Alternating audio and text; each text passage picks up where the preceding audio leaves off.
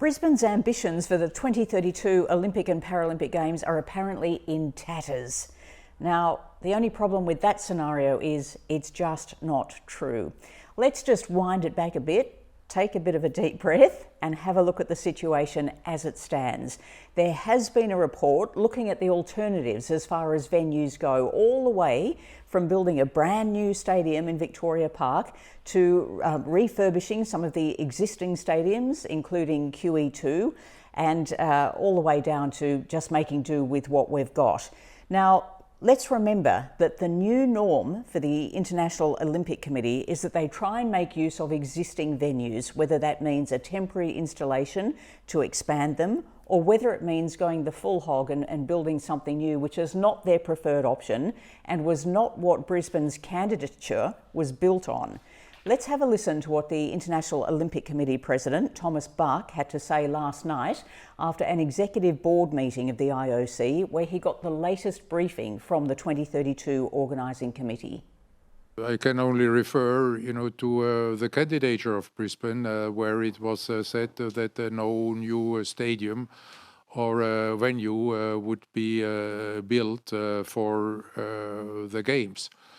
And this is our position there, that we want to have Games being in line with Olympic Agenda 2020, and that means making use of existing venues as far as possible.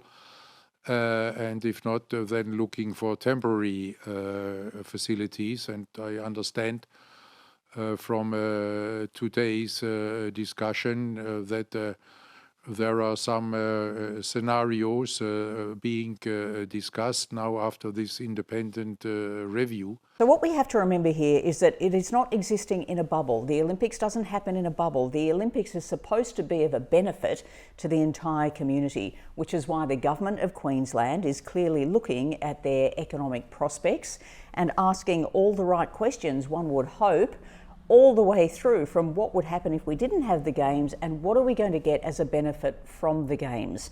That would be responsible government. But of course, all of those questions should have been asked before the bid was made. The budget in the initial papers was that it was going to come in at around, $4.45 billion. But it's supposed to be a cost-neutral Olympic and Paralympic Games. That means that the expenditure would be matched by the income. Part of the reason for Brisbane bidding for the Olympic Games, and this is what they stated in their document, was that it was going to become a bigger tourist hub. It would help improve transport infrastructure, which they would need to build around the venues.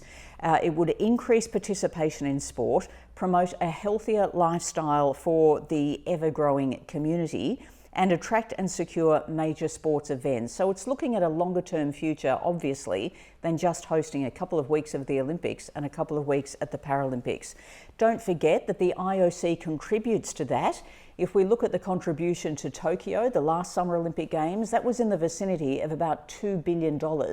That comes in through broadcasting arrangements and the deal with ticketing.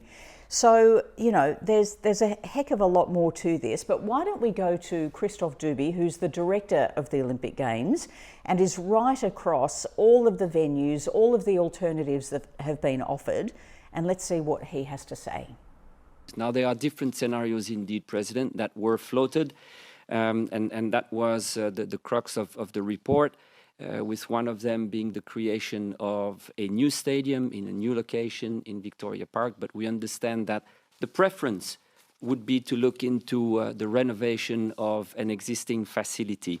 And as far as we're concerned, this is a choice that has to be made by the local communities. And we will obviously adapt whatever the size of that stadium will be and whatever the location will be. What is of central importance, though, is that the experience for the athletes and the participant remain. And as far as we are concerned, this is the only guiding principle that we have established, and we have received full assurance that it would be the case. Size is not the most important thing. If you would ask probably the top athletes, they would certainly say that a smaller but absolutely full venue with incredible atmosphere is probably larger than a big cathedral, which is only half full. So you see, size does not matter. What really is important is to consider the legacy, the choice of the given community. As far as the IOC and the federations, we do adapt. We don't have minimum standards anymore. And that's probably also why so many cities are interested for the future, because they know they don't have to build huge venues. Existing or temporary, whatever the size, we will adapt. Now, on Friday, which is the day after I'm recording this, there is a meeting of the entire OCOG board. So that is the organising committee of the Olympic Games for Brisbane. Obviously, there will be more to be said after this, but I think what you can take from this point forward is that we can relax a little. I don't think the Games are going to be cancelled as soon as tomorrow. I don't think they're going to be cancelled at all.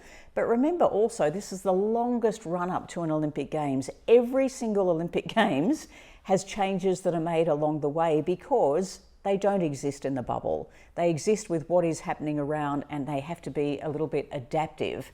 There is none more conscious of that than the International Olympic Committee. And don't forget, they've been here, done that 1,000 times before. They know that these headlines keep popping up, and there'll be numerous moments where these sorts of headlines will pop up again and again on the very long path to Brisbane 2032.